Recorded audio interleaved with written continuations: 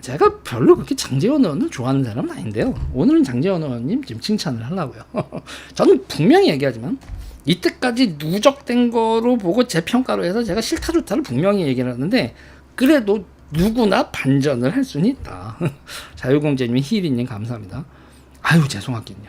제가 뭔 얘기를 하려고 하냐면 장제원 의원이 우주항공청 협조하면 과방위원장 사퇴를 하겠다. 이렇게 장제원 의원이 얘기를 했었어요. 우주항공청 협조하면 과방위원장 사퇴를 하겠다. 근데 민주당이요. 근데 재밌는 건데 민주당 애들이 뭐냐면 우리가 언제 반대했니? 이런 식으로 얘기 나오거든요. 그런데 여러분 있잖아요. 그러면서 민주당이 사직 퍼포먼스 황당하다, 조건 없이 물러나라 이렇게 얘기를 하면서 우리는 우주항공청 반대한 적이 없어요 라고 얘기하거든요. 이거 여러분 있잖아요. 구라입니다. 민주당은요. 그러니까 민주당은 우주항공청과 관련돼서 정확히 하면요. 뭐냐면 보이콧? 그러니까 보이콧이라고 이런 걸 뭐라고 하죠? 그러니까 태업을 하고 있어요. 태업.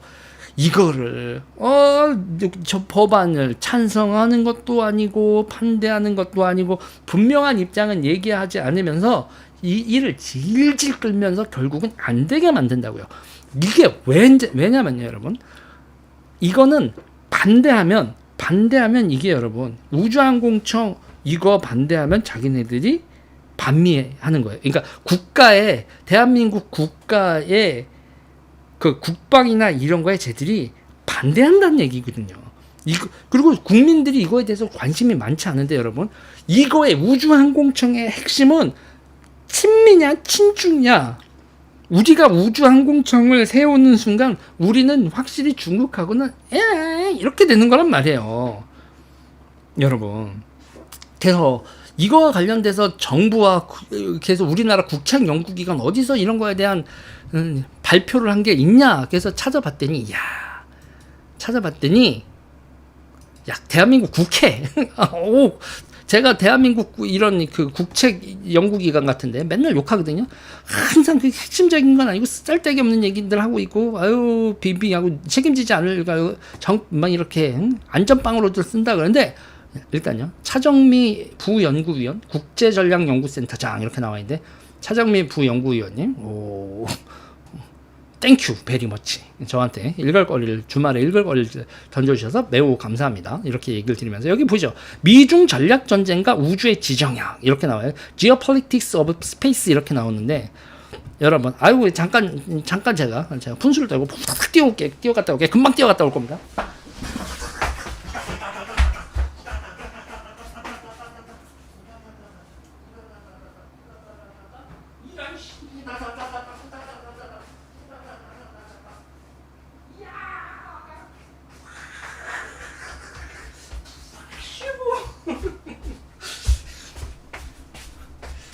아유, 제가 갑자기 생각난 건데요.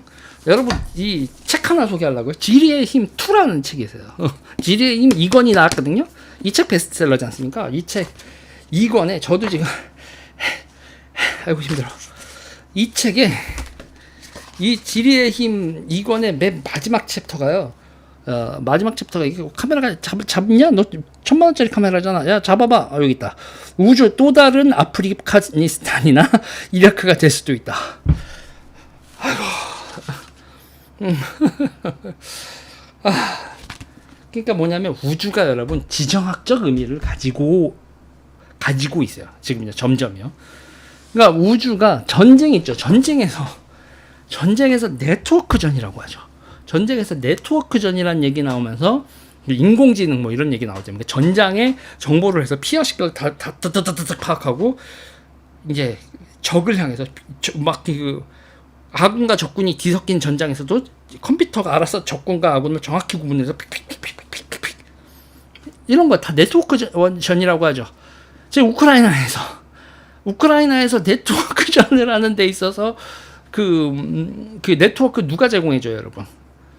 그럼 인공위성이 제공해 주잖아요. 미국의 군사 위성들하고 민간 군사 지금 다 하죠. 민간 군사 위성 그리고 군용 위성들 총 동원돼서 우크라이나 전쟁을 지원하고 있지 않습니까? 그렇죠. 자, 지금 제가 이 얘기는 글씨 노안이라 글씨가 안 보일 경우에는요. 네, 심수연님, 네, 이북을 사셔서 크게 보십시오. 그래서 저는 지금 상황에서 보면 이 네트워크 전도 그렇고, 그리고 지금요 그 우주를 향해서 우주 자원 헬륨 3 그리고 정지위성 궤도 이런 걸 가지고 지금 우주가, 그러니까 옛날에는 우주가 여러분 희소성이, 우주 궤도라는 것 자체가 희소성이 없었어요. 왜냐하면 우주는 광활하고 위성은 아무리 쏘아대도 위성을 꽉 채우는 일이 없을 거라고, 하늘을 꽉 채우는 일이 없을 거라고 했는데, 지금 위성 궤도도요, 위성 궤도를 두고서도 전쟁이고, 특히 정지 궤도는 여러분 지금 꽉 찼습니다. 그 정지 궤도는 여러분, 정지 궤도 이거 그냥 아시죠 여러분?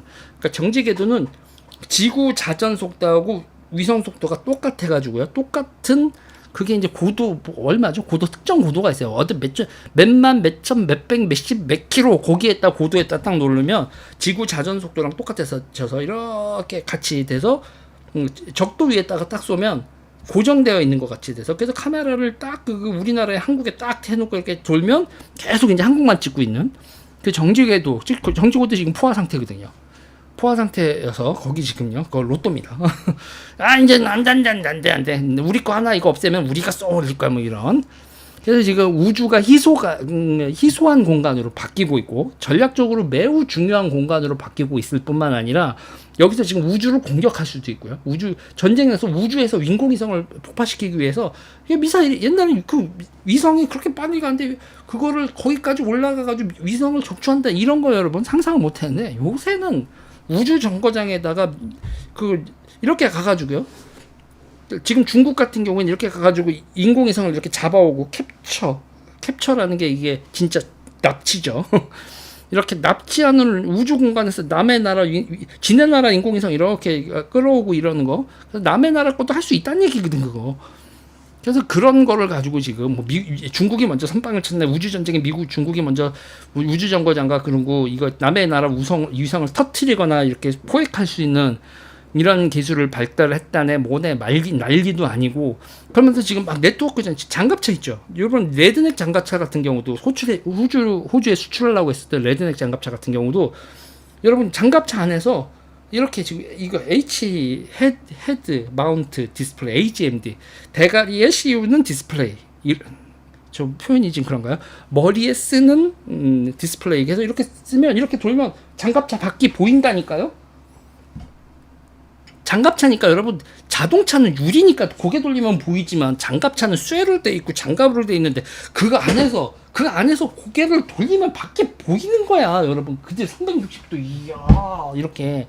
그리고 저기 있네 그러면 거기서 미사일이 밖에 위로 올라서서 그쪽으로 그쪽을 조준할 필요도 없어. 그냥 위로 가서 날아가서 뭐 대전차 미사일 날아가고 이러는 게, 저기다 우리다를 구분을 해서 이 세상이 이렇다니까. 근데 그런 네트워크를 다 작동을 하는 게 참 위성으로 한다는 얘기입니다 여러분. 그런 거예요. 그래서 지금 우주에서도가 아니라 우주에서 제대로 붙었어요, 미국하고 중국하고. 자 여러분, 이거 길지 않습니다. 4쪽짜리고 대한민국 의회에서 국회 미래연구원에서 우주 발전의 역사는 우주의 단순한 과학기술을 넘어 전략적 정치적 성격이 강한 권력의 기술임을 보여준다. 권력의 기술.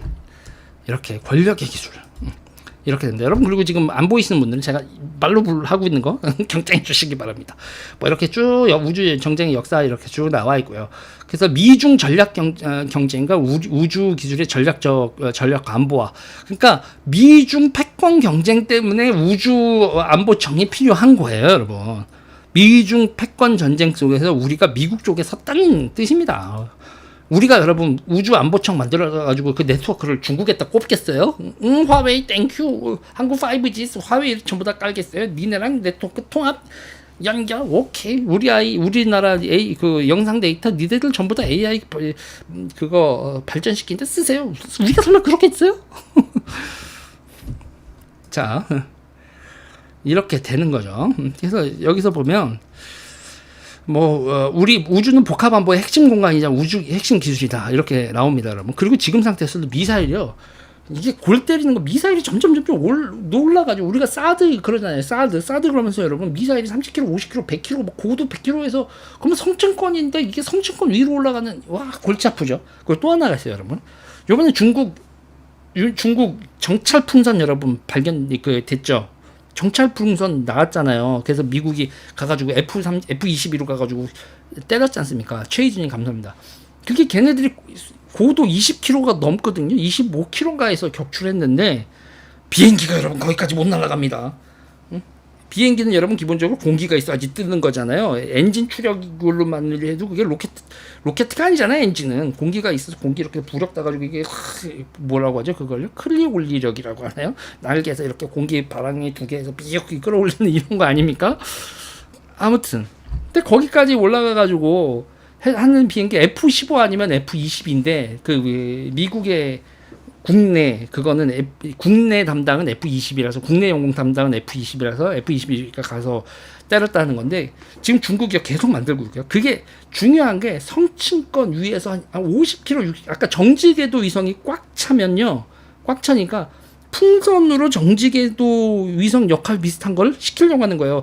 성층권 가면 여러분 바람이 안 부니까 가가지고 넉저리 픽픽픽픽픽 이렇게 빙빙빙빙빙 돌려서 태양광으로 패널 달고 충전해서 휙휙휙휙휙 돌아서 거기도 바람은 이렇게 성층 공기는 있는데 바람이 없는 거거든요. 그 대류 현상이 벌어지잖아요. 픽픽픽픽 가서 성층권 가가지고 멈춰 그러고 정지 위성 같은 역할을 하는 거예요. 그게 지금은 요격거리지만 그게 60에서 70km까지 이렇게 돼 있으면 여러분 그게 어떤 문제가 발생하냐면 미사일을 70km를 쏴서 풍선을 맞추잖아요. 풍선 값보다 미사일 값이 비싸. 잠깐만 이거 가성비에서 안 되는데 미사일로 쏴서 맞춰라 니네가 손해 이렇게 이게 성층권 풍선이 성층권 풍선 80에서 그래서 90kg짜리 이렇게 되는 거 이거 머가리가 아파오거든. 근데 여러분 그거에 대해서 그래서 제가 그래서 그 되게 재밌는 거예요. 그래서 그 이런 커뮤니티 같은 데서 수다 떠는 걸 봤는데 어떤 얘기가 나오는지 아세요? 그러니까 그 미사일이 아니라 인공위성으로 있잖아요. 인공위성으로 봐가지고 레이저로 조준하는 거예요. 그러면서 레이저로 금방 조질 필요 없어. 풍선이잖아요. 풍선이니까 정지궤도 위성 이런 거를 해가지고 레이저를 한 2시간 동안 이렇게 그러니까 2시간 동안은 풍선이 빵꾸가 난다. 그러니까 여러분 옛날에 그 볼록 렌즈 있죠. 볼록 렌즈로 옛날 달력 같은 거 찢어가지고 이렇게 볼록 렌즈 찍 해가지고 불 붙는 거 우리 했었잖아. 그러니까 그 풍선이 빵꾸 날 때까지 레이저를 지지는 거야. 그래서 내가 미사일 말고 이게 이런 방법이 있구나. 근데 현재로서는 그러니까 그런 게 많아지면 또 그렇게 이게 장군멍군 하는 거죠. 자, 제가 지금 말씀드리고 싶은 게 뭐냐면 고도 80km에서 이상에서도 지금 이게 우주 그러니까 공기가 없는 우주 말고도 대단히 고고도에서도 별 일이 다 나는 거예요. 그러니까 지금 이게 풍선이 여러분 그냥 단순한 문제가 아니라 뭐냐면 요번에 그 정찰 풍선 떠가지고 태양광 패널 이렇게 했었잖아요. 그걸 풍선은 계속 위에 올라 있을 수 있다 그러면 풍선으로 위에다 올려가지고요. 그래가지고 거기서 태양광 축전지를 해서 거기다 스테이션을 크게 만들어서 거기다 레일건을 다는 거야. 그래서 저도 이제 이게 상상 속의 얘기다라고만 생각을 했는데 이게 중국이 풍선 전쟁을 불러일으키면 이게 어디까지 갈지 모르겠어. 그럼 성층권의 정지궤도 위성으로 하는데 그걸 여러분 위성 정찰용만 하라는 법이죠. 공격용으로도 가는 거예요. 공격용으로 풍선 달아서 위로 가서 레일건 달고 공중에서 레일건이 있다고 생각해봐요. 야 밑에다 대고 레일건을 팡팡팡 쏘는 거야. 그런데 그게 싸대. 대가리야. 내가 그래서 그러니까 제가 좀 너무 구체적이고 그냥 상상 같은 얘기, 공상 같은 얘기를 했는데 여러분.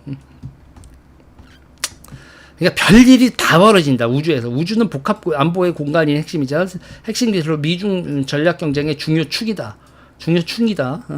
그리고 우크라이나 전쟁 이후 글로벌 공공재력에 어떤 우주 공간은 우크라이나에서 이렇게 됐죠. 여기서 이제 이렇게 쭉 얘기가 나온다. 이런 얘기가 쭈쭈쭈쭉 나오고 2페이지, 3페이지, 4페이지짜리 문서입니다. 우리 우크라이나 전쟁과 우주 협력 진영화, 우주 협력 진영화 이렇게 돼 있고 이렇게 되니까 미중 양국의 우주 외교 경쟁 강화 이렇게 돼 있고 여기서 말이죠, 여러분. 여기서 미국 아르테미스 협정국 27개국 대한민국 들어가 있죠. 미중 양국의 우주 협력 네트워크에서 아시아 퍼시픽 스페이스 코퍼레이션 오가니제이션 해가지고 여기 아이고 여기 몇 나라들 이렇게 지금 중국이 이렇게 돼 있고 미국이 이렇게 아르테미스 어코즈 이렇게 돼 있고 우주 시대에 준비된 국가가 미래 경쟁력을 가질 거 이런 리포트 국회 리포트가 이렇게 7월 11일에도 나왔는데 자 제가 얘기하고 싶은 건 여러분 그거예요. 장제원 의원은 이거 여러분 대한민국 국민들은 우주 항공청 이런 거 있잖아요. 뭔 얘기를 해? 아유 미국 뭔 얘기를 해? 이게 역사적으로 지금 미중 패권 갈등 속에서 대한민국이 해야 될 가장 중요한 그 파트너 미국의 우주항공청하고 파트너 역할을 하고 같이 사업을 할 수 있는 파트너 행정기관을 만들어야 된다라는 이거거든요. 이거를 민주당이 그냥 대놓고 반대는 안 하면서 이렇게 곧 태업 이런 식으로 지금 나오고 있는데 장제원 의원이 이렇게 얘기를 한 건 이게 정무적으로나 뭐 이런 지지율 보고 이러면은 그런데 저는 이런 정치 좋아합니다. 뭐냐면 이런 정치를 좋아한다는 게 뭐냐면 남이 알아주던 뭐라던 뭐 정치공학적으로 정치공학 별로 그렇게 바람직한 용어는 아니라고 생각을 하는데 그거로 뭐 선거의 유불리나 그런 걸 떠나가지고 해야 될 일하고 자기가 가방위원장직 사퇴하겠다. 이거는 뭐 저는 장제원 의원님 뭐 가방위원장 근데 이제 민주당은 가방위원장을 두고 논란에 초점을 찍는데 저는 우주항공청에 초점을 찍고 이 우주항공청에 초점을 찍으면서 다시 하나 조금 전에 얘기해 드렸던 미국하고의 코드를 맞추고 그리고 우리가 아르테미스 아코즈 이렇게 돼 있죠. 미국의 중요한 한 축에 이렇게 가담하는 거 이거 당연히 해야 될 일이다. 자 간만에 장제원 의원님, 장제원 의원님 큰 정치 하시네. 인정, 이건 인정, 이건 인정. 네, 이 얘기를 여기까지 하겠습니다.